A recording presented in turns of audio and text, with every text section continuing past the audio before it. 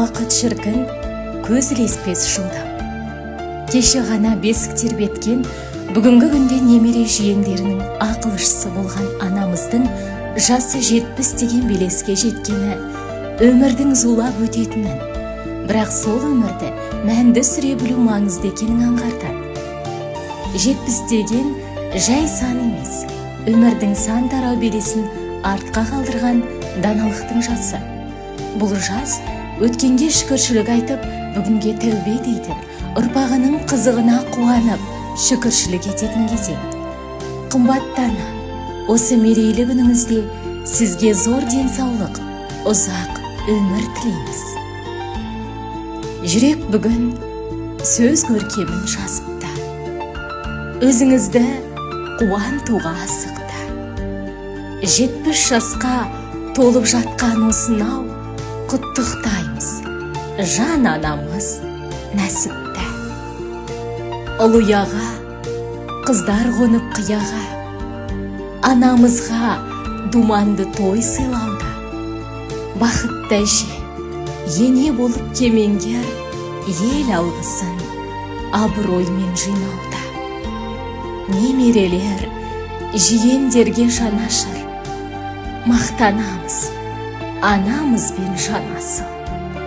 Біздер сізге ұзақ өмір тілейміз, жасаңызшы асыл ана мың ғасыр.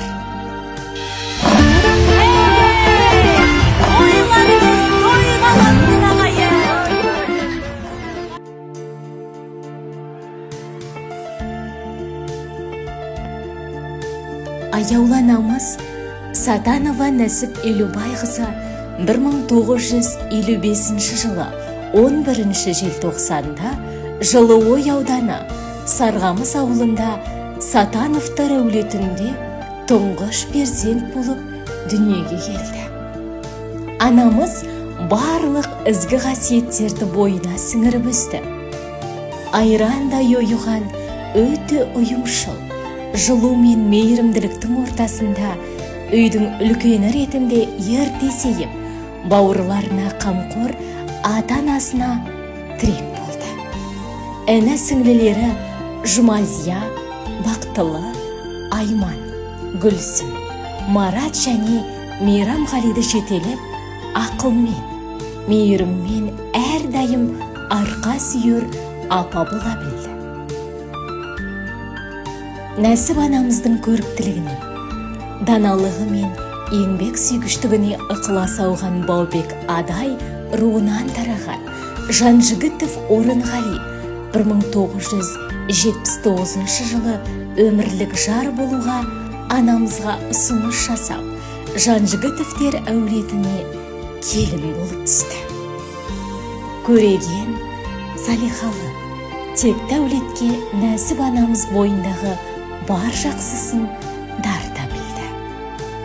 Нәсіп Елубайқызы әр ісін үлкен жауапкершілікпен атқаратын, айналасына абыройлы, сыйлы, жайсан жан. Асықтай ұлдары Қайырғали мен Асқар және Моншақтай қыздары Гүлхан мен Райханды дүниеге әкеліп, қанаттыға қақтырмай, тұмсықтыға шоқтырмай, балаларының бойына барлық көркем және ізгі қасиеттерді сіңіріп, өнегелі тәрбие мен мейірім махаббатпен өсіріп жеткізе білді. Анамыз балаларын мәпелеп өсіре жүріп, оларды тәрбиелеумен қатар темір жол саласында біраз жыл қызмет етті. Сонымен қатар темір жол Ықшам ауданында орналасқан балабақшада аянбай еңбек етіп, әріптестермен әрдайым бірлік пен өзара құрметке негізделген жылы қарым-қатынаста болды. Перзенттерінің білім, тәлім алуына аянбай еңбек еткен, бар өмірін балаларына арнаған асыл ана, қазіргі таңда ұлдарын ұяға, қыздарын қияға қондырған бақытты кемеңгер ана, ардақты ене және алтын немере, 6 жиеннің сүйікті әжесі, бақыттың қалай зымырап өткені білінбей де қалыпты. Кеше ғана балапан ұшырып, өмірге қанат қақтырған едіңіз. Бүгін сол перзенттеріңіз елге қызмет етіп, сіздің тәрбиеңізбен өсіп келеді. Бұл сіздің ең үлкен бақытыңыз, зор жеңісіңіз. Мерейлі жасыңыз құтты болсын. Алдағы күндеріңіз амандық пен шаттыққа, шөберелеріңіздің күлкісіне толы болғай. Ұзақ ғұмыр кешіп, төріміздің көркі, жүрегіміздің иесі болып отыра беріңіз.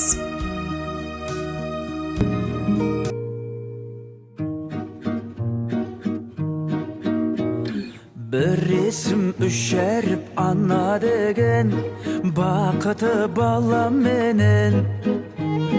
Sel gana alыстап ketsem onu sağınıp kala berem.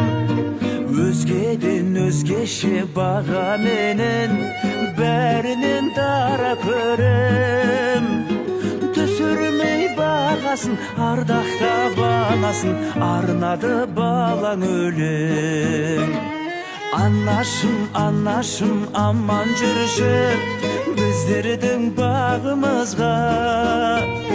Сүрейіп көңілді біз өмірді, шүкірді барыңызға. Анашым, анашым, аман жүрші, біздердің бағымызға. Жүзіңнен нұр төгіп жүзге келші, жадырап жанымыздай.